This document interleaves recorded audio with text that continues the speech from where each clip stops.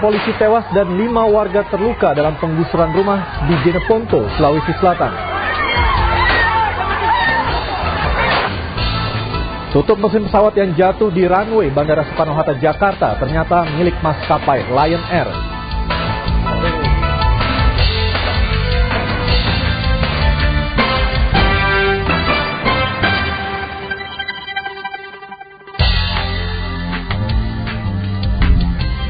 Selamat petang saudara, ikuti pula dialog kami dengan Antasari Ashar yang terpilih sebagai Ketua KPK di tengah ramainya protes masyarakat yang mempertanyakan integritasnya sebagai penegak hukum. Bersama saya Aryo Ardi, inilah liputan petang selengkapnya.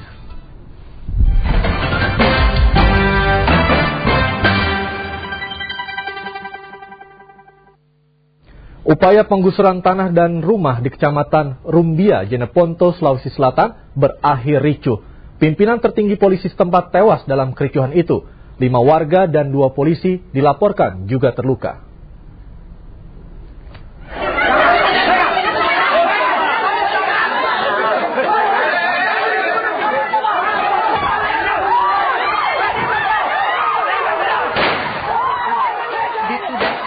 Pos Polisi Rumbia sebagai pimpinan polisi tertinggi di Kecamatan Rumbia, Jeneponto ditikam warga. Ia akhirnya tewas dalam perjalanan ke rumah sakit.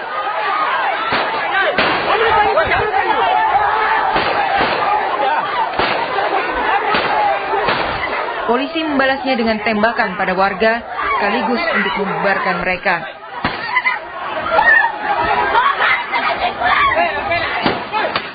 Pelaku penikaman langsung dikebuki polisi.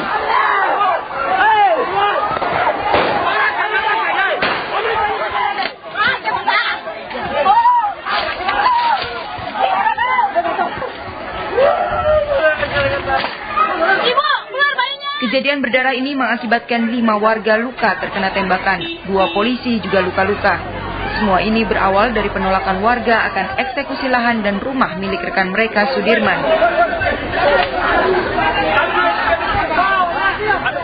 Upaya penggusuran ini merupakan yang kedua kali setelah gugatan dari warga lainnya Mariati dimenangkan Pengadilan Negeri Jeneponto. Hingga berita ini disusun, polisi masih ditugaskan menjaga lokasi. 5 orang warga kini tengah diperiksa polisi. Iwan Taruna dan Rizal Randa melaporkan dari Jeneponto, Sulawesi Selatan. Dan saudara, berkaitan dengan ricuhnya penggusuran di Jeneponto, Sulawesi Selatan, saat ini saya telah tersambung dengan Kadif Humas Polda Sulawesi Selatan, Kombes Dwi Hartono. Selamat malam waktu Makassar, Pak Dwi Hartono. Selamat malam. Ya Pak, sebelumnya kami juga ikut berdukacita atas tewasnya anggota Bapak di Jeneponto. Namun kami juga ingin mempertanyakan, mengapa polisi begitu represif menghadapi masyarakat di Jeneponto, Pak? Sebetulnya bukan demikian ya. Pelaksanaannya itu sudah mulai tahapan dengan memberikan penyampaian bahwa mau diadakan eksekusi. Kemudian dilakukan pembicaraan dengan para yang akan menerima eksekusi tersebut. Ya, tetapi dari gambar yang kami terima, Pak, menunjukkan bahwa polisi menembak langsung ke arah masyarakat dan juga memukul masyarakat yang sebenarnya kalau di gambar yang kami lihat, mereka hanya menggunakan senjata seadanya saja, sedangkan juga polisi jauh lebih banyak. Mengapa bisa seperti itu, Pak? Kekuatan polisi yang di situ 98 orang. Masyarakat justru yang lebih banyak memang terpencar. Pada saat kejadian, itu tidak seperti itu yang tergambar, bahwa itu adalah pada saat kejadian ke belakang. Tapi sebelum itu ada proses-proses yang sudah dilakukan, negosiasi yang mendapatkan reaksi. Karena ini sudah dilakukan eksekusi yang kedua kali. Dia sudah, masyarakat ternyata sudah dan polisi menggunakan senjata tajam untuk menggunakan peluru tajam untuk membubarkan massa. Penggunaan senjata tajam bahwa yang bersangkutan dilakukan pada saat yang bersangkutan akan menikam kembali. Coba itu menggunakan peluru tajam, Pak? Ya. Menggunakan peluru tajam, Pak, ya? Itu pada saat yang bersangkutan polisi berhak menggunakan kekerasan senjata api apabila membahayakan orang lain dan diri sendiri. Pada saat tersangka mau melakukan yang kedua, itu kan dilakukan tembakan itu. Kemudian dilakukan peringatan, tidak ada yang mau berhenti. Oleh karena itu, dilakukan itu. Ya, dan kami melihat di gambar yang sedang ditayangkan di layar televisi, Pak, ada seorang warga yang sudah terluka parah, namun penanganan oleh polisi, ia digeret tidak dipapah begitu, Pak, padahal kakinya sudah terluka parah. Apakah ini manusiawi, Pak, menurut Anda?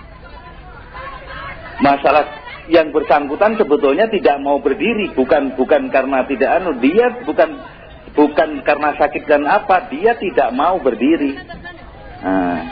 Terus kemudian pada saat korban dilakukan penembakan itu, terus kemudian diangkat, kan gitu. Baik, Pak Dwi Hartono. Baik, Pak Dwi Hartono, terima kasih atas perbincangannya di Liputan Petang. Terima kasih. Dan saudara, kericuhan juga terjadi saat eksekusi rumah warga di Jalan Kalumpang, Makassar, Sulawesi Selatan. Satu keluarga yang memilih bertahan di rumahnya digusur paksa oleh polisi. Selain itu, 8 mahasiswa yang mendampingi warga juga ditangkap oleh polisi.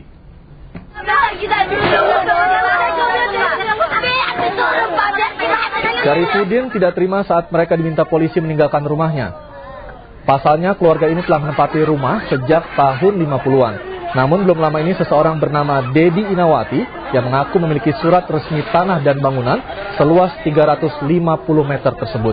Ironisnya, keputusan pengadilan dalam sengketa lahan ini tidak berpihak kepada keluarga Syarifuddin, sehingga saat polisi mengeksekusi lahannya, keluarga Syarifuddin tidak mau pergi.